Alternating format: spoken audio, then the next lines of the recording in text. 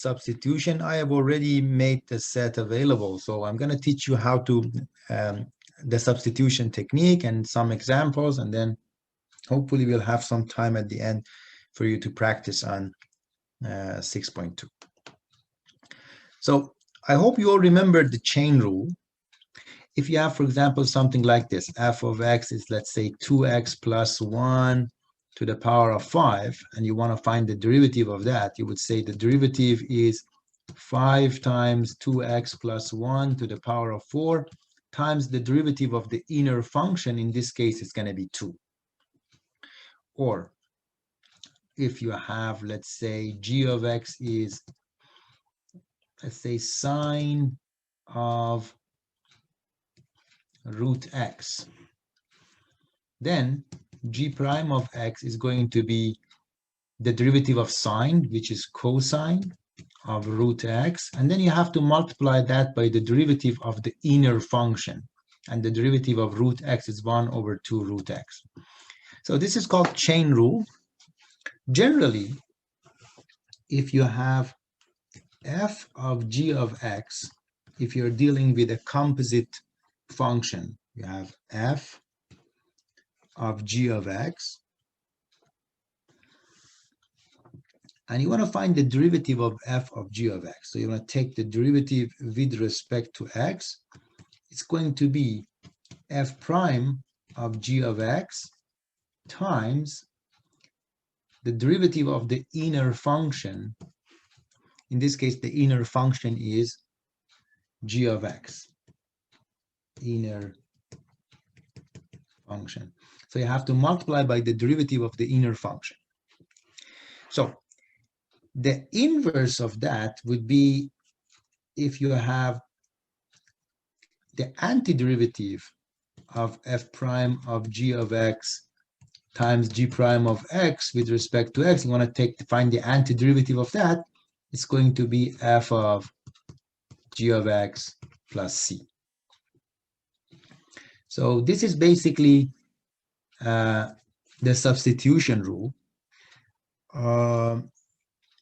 It's the inverse, or it's the reverse process for the chain rule. So let's see how we have to use this, or how we use the substitution rule. We begin with this simple example.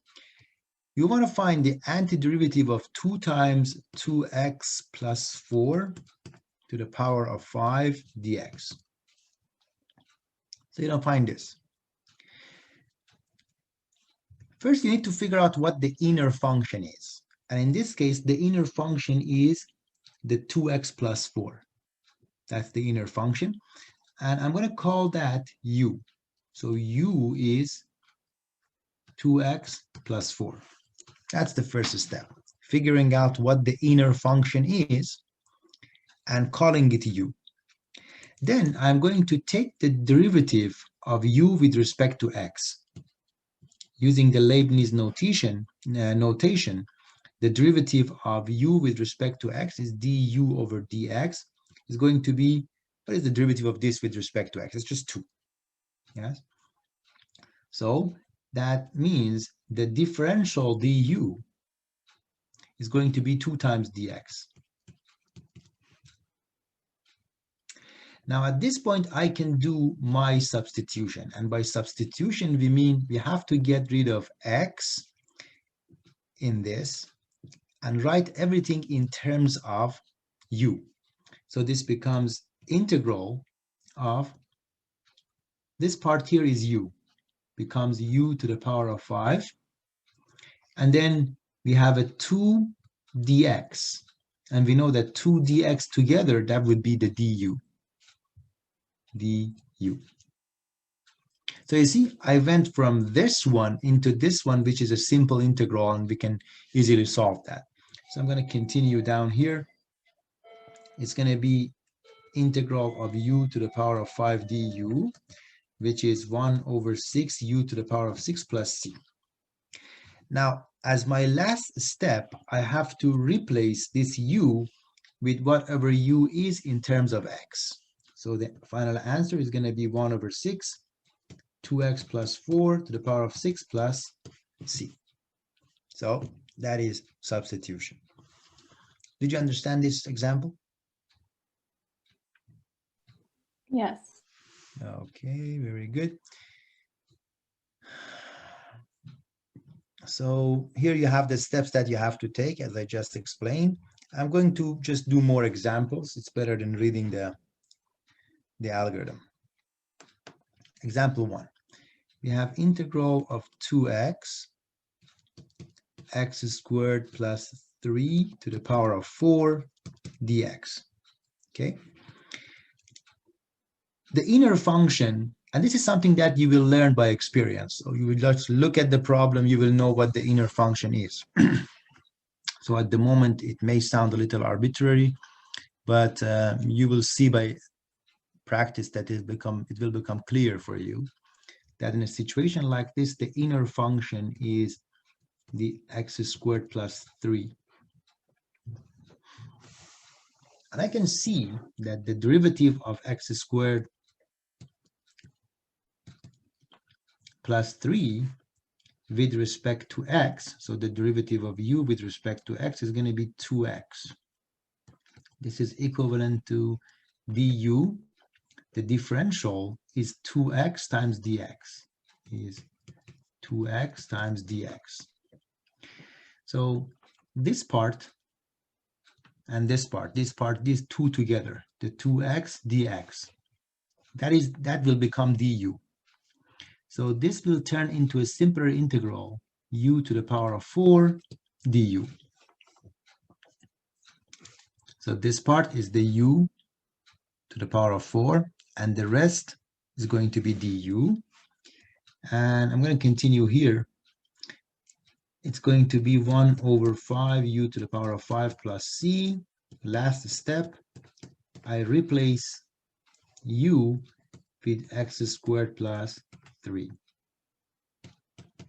And you can easily check this. If you take the derivative of this, you're going to get what you have here. Because, look, the derivative of this is going to be 1 over 5 times x squared plus 3 to the power of 4 times the derivative of the inner function by the chain rule.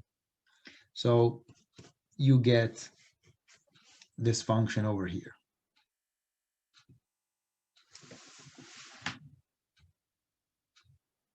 Another example.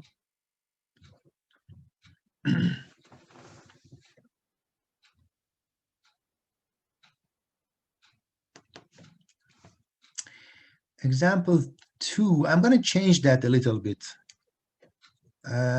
So rather than 3 root 3x plus 1, let's say I want to take the derivative of 3x plus 1. Take the antiderivative of root 3x plus 1. So there is no 3. This is like having antiderivative of 3x plus 1 to the power of 1 over 2 dx. Right? I'm going to take u to be 3x plus 1. And then du is going to be the derivative of this times dx. So it's going to be 3 dx. Now, of course, dx is there. There is always dx, but I don't see any 3. I'm missing this. However, 3 is a constant, so I can easily multiply by a 3 and divide by a 3. So this becomes 1 over 3 integral of 3x plus 1 to the power of 1 over 2 times 3 dx. So what I did here was that I multiplied by a 3 inside, and I divided by a 3 outside. This way, this part here is going to be u to the power of 1 over 2, and this part here will be my du. So this becomes 1 over 3 integral of u to the power of 1 over 2 du. So that's how I solved the problem of this number 3, which is part of du, but I don't have it here. It's a constant. I will not be able to multiply by x and divide by x. That makes no sense. But if it's a constant, we can easily multiply by 3 and divide by 3, and we are not changing the value of the integral. So from here on, we just use the formula. It's 1 over 3, and then 1 over 2 plus 1 is 3 over 2, so 2 over 3 u to the power of 3 over 2 plus c. So it's going to be 2 over 9 u, which is 3x plus 1 to the power of 3 over 2 plus c, and we're done.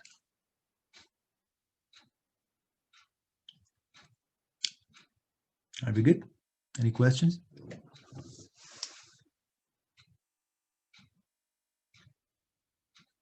Okay. Let's do the next example, example 3.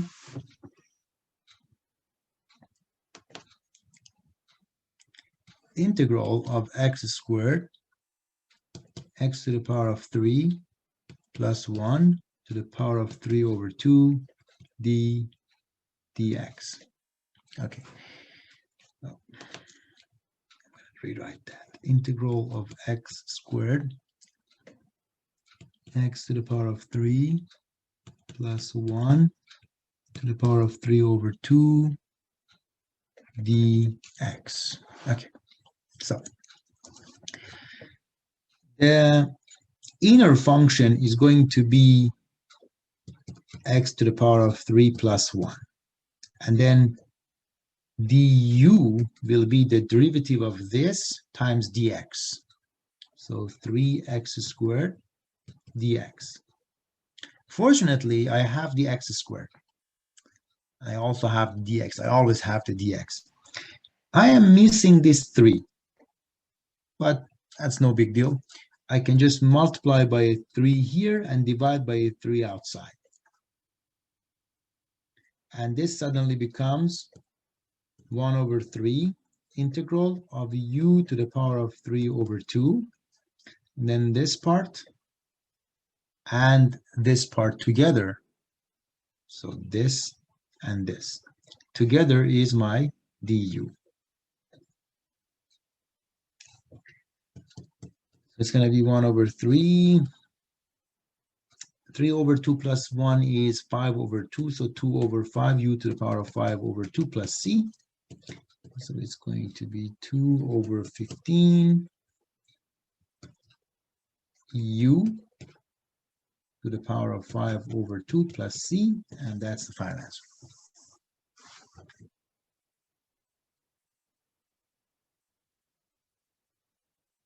Any questions?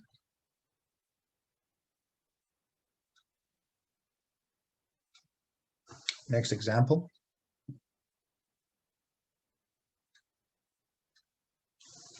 Is everything clear here? Okay.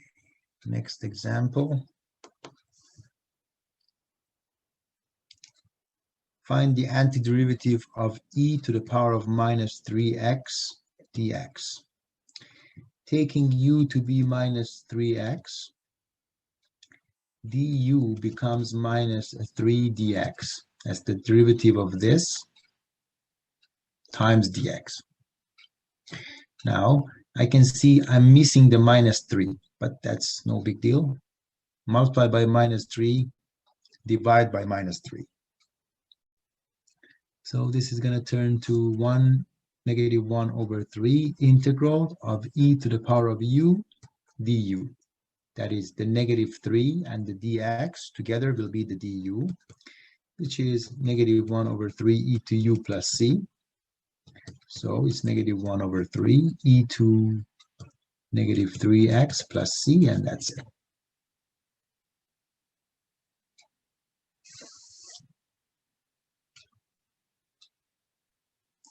Example 5. You're good with this one? No problem? Let's do example 5.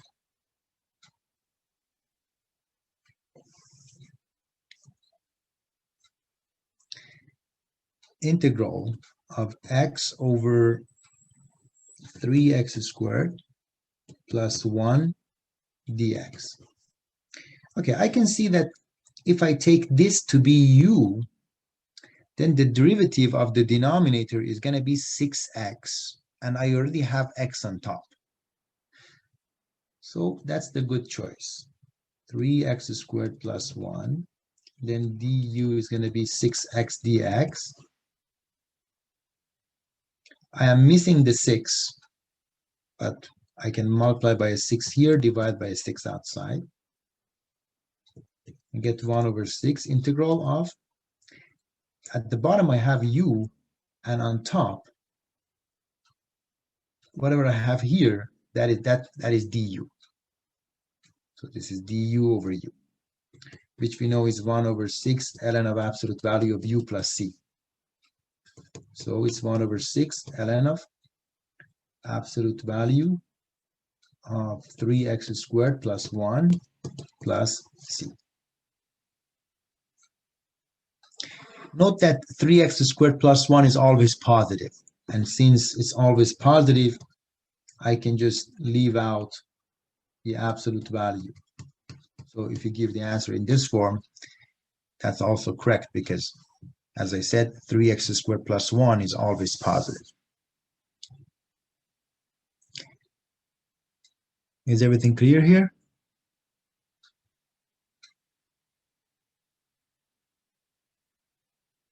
Next example, example 6.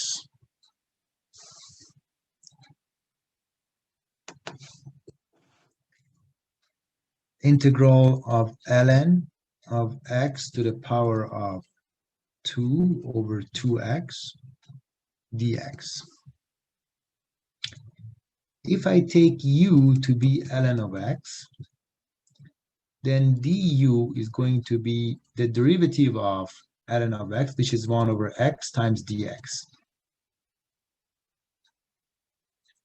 So I can write this as 1 over 2 integral of ln of x to the power of 2 over x dx. Or actually, it would be more clear if I do it like this. Ln of x to the power of 2 times 1 over x dx. So now you can see this becomes 1 over 2 integral of u squared du.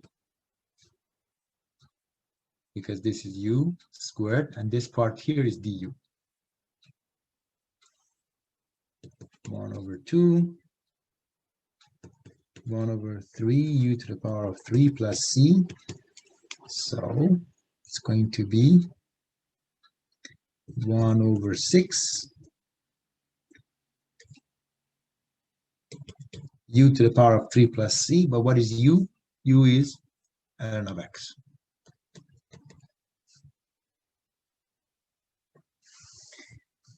Any questions?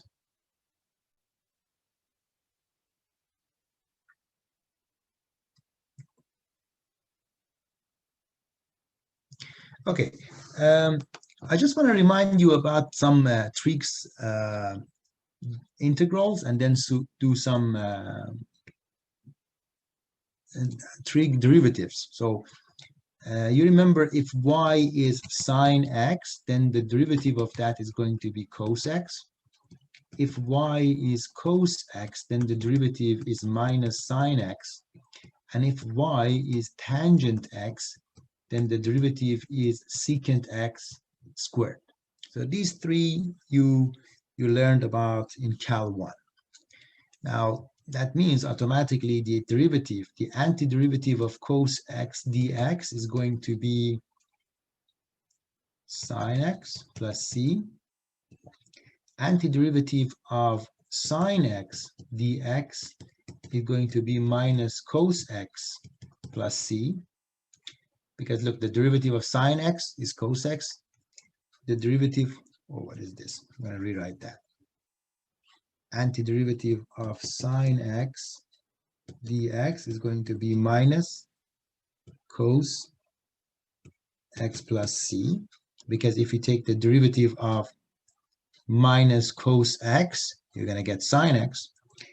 And the antiderivative of secant x squared dx is going to be tangent x plus c, just because of this here. So just a quick reminder about the derivatives. Now let's try some substitution problems with trig functions. Imagine you have something like this. You have,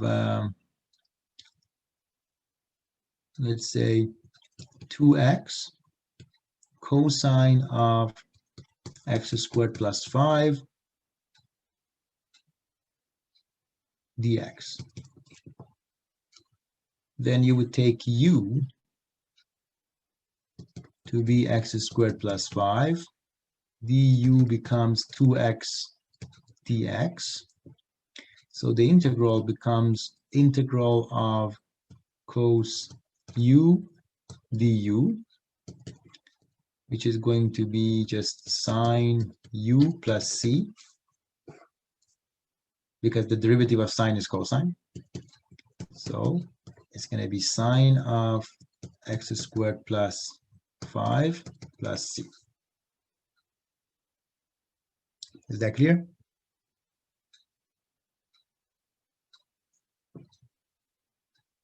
I'm going to give you one more example and then let you work on the exercises.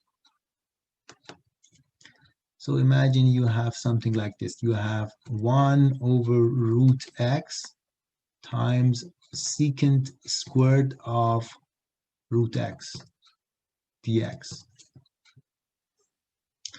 Okay, secant squared must remind you of tangent, because the antiderivative of secant squared is tangent. So let's take u to be root x. Then du is 1 over 2 root x dx. I have 1 over root 2, but I don't have the 2. No big deal. Multiply by 2 here, multiply by 2 here. So this becomes 2 integral of secant squared of u du. So this and this together will be your du. So it's 2 times tangent of u plus c.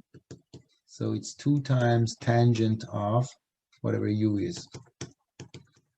That's the final answer. Okay. So if you have no questions, I want you to go to the web work.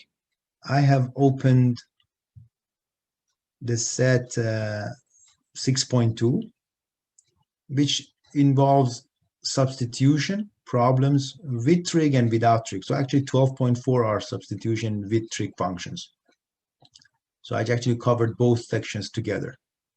Work on these exercises, and if you have any questions, raise your hand.